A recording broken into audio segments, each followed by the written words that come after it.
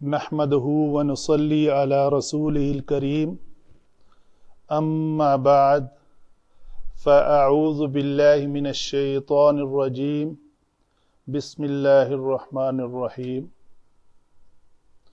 آج آغاز کر رہے ہیں جی ہم اس کلاس کا عربی گرامر کے وہ قواعد جن کو سمجھا جائے اور سمجھ کر قرآن کو سمجھنے کے قابل ہو جائیں ہم۔ تو اللہ تعالیٰ کا سورہ قمر میں فرمان ہے وَلَقَدْ يَسَّرْنَا الْقُرْآنَ لِلذِّكْرِ فَهَلْ مِن مُدَّكِرٍ، ہم نے قرآن کو نصیحت کے لیے آسان کر دیا ہے، کوئی ہے جو اس کو سمجھے، اس سے نصیحت حاصل کرے۔ تو اس میں جو کلمہ وَلَقَدْ يَسَّرْنَا ہے، یسر جو سین کے اوپر شد ہے، یہ عربی گرامر کا قانون ہے کہ الفاظ میں حروف کی زیادتی معنی کی زیادتی پر دلالت کرتی ہے۔ تو آسان کر دیا ہے اس کو، اس میں پہلی تو بات ہے کہ کوئی شک نہیں، مبالغہ ہے۔ دوسری بات ہے آسان ہر لحاظ سے، اس کو اپنے قواعد کے مطابق سمجھنے کے لیے بھی آسان کر دیا ہے۔ اس سے علماء جو نصیحت اخذ کر کے احکام ہمیں بتاتے ہیں ان کو سمجھنے کے لیے بھی آسان کر دیا ہے، اور پھر اس کے بعد اس کے اوپر عمل کرنے کے لیے بھی آسان کر دیا ہے۔ ٹھیک ہے جی، تو یہ ہے ہمارا اس کلاس کا جو مقصد ہے، وہ قرآن پاک کو اس کی اصل روح، اصل اس کی گرامیٹک پوائنٹ آف ویو سے جو قرآن ہمیں کہنا چاہ رہا ہے اس کو ہم ڈائریکٹ اس کی اس اصلی لینگویج میں رہ کر ہم اس کو سمجھ پائیں، تو وہ ہمارے لیے کہیں زیادہ نفع بخش ہوگا۔ بے شک قرآن پاک کے تراجم مختلف زبانوں میں موجود ہیں، ہر بندہ اپنی اپنی زبان میں اس کے ترجمے کو جو ہے نا وہ پڑھ کر اس کو سمجھ سکتا ہے، لیکن کوئی بھی ترجمہ کبھی بھی، کسی بھی زبان کا ترجمہ کبھی بھی اس کی اوریجنل ٹیکسٹ کے ساتھ پڑھنے کے متبادل نہیں ہو سکتا، اس کا نیم البدل کبھی نہیں ہو سکتا۔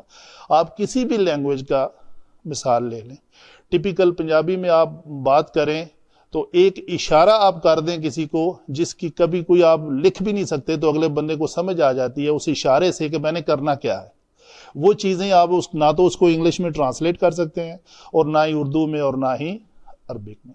تو یہی حال عربک کا بھی ہے۔ عربک آپ اس کے اوریجنل ٹیکسٹ سے ایک ایک حرف کی چھوڑے، ایک حرف کے اوپر ایک حرکت جو ہے اس کی جو تبدیلی ہے وہ معنی میں کتنی تبدیلی پیدا کر دیتی ہے۔ اس کے لیے ایک مثال کے طور پہ میں نے سورہ توبہ کی آیت نمبر 3 کا ایک پارٹ لکھا ہے، جو ابو الاسود دوئلی کے سامنے ایک بندے نے اس آیت کو، یہ سورہ توبہ کی آیت ہے، ان اللہ بریء من المشرکین ورسولہ،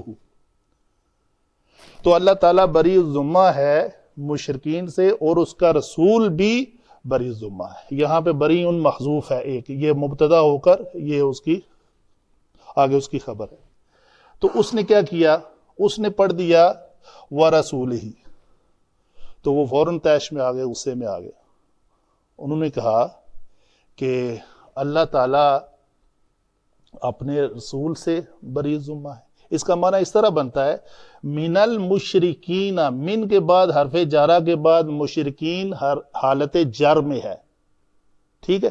تو اس نے کیا کیا، اس مشرکین کا واو عطف لے کر ورسولہ ہی کر دیا۔ تو اگر اس لام کے اوپر پیش کو زیر کر دیا جائے، اس کو مجرور کر دیا جائے، اس رسول کو مرفوع کی بجائے مجرور کر دیا جائے، تو اس کا عطف جو ہے وہ مشرکین پہ آ جاتا ہے۔ تو وہ ترجمہ کچھ اس طرح پھر بن جاتا ہے نعوذ باللہ کہ اللہ تعالیٰ بری الذمہ ہے مشرکین سے بھی اور اپنے رسول سے بھی۔ تو یہ سن کر انہوں نے ارادہ فرمایا، اور پھر انہوں نے جو عربک قواعد لغت العربیہ کے انہوں نے مرتب کرنا شروع کیے، اور ایک دوسری رائے میں حضرت علی رضی اللہ تعالیٰ عنہ نے بھی ان کو حکم دیا کہ یہ کام آپ کریں۔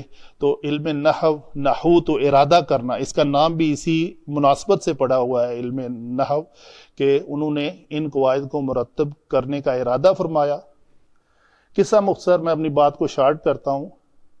اس کلاس کا مقصد قرآن کو اس کی اصلی لینگویج کے قواعد ضوابط کے مطابق سمجھنے کی طرف ایک سعی ہے۔ اللہ تعالی ہماری یہ کاوش قبول و منظور فرمائے۔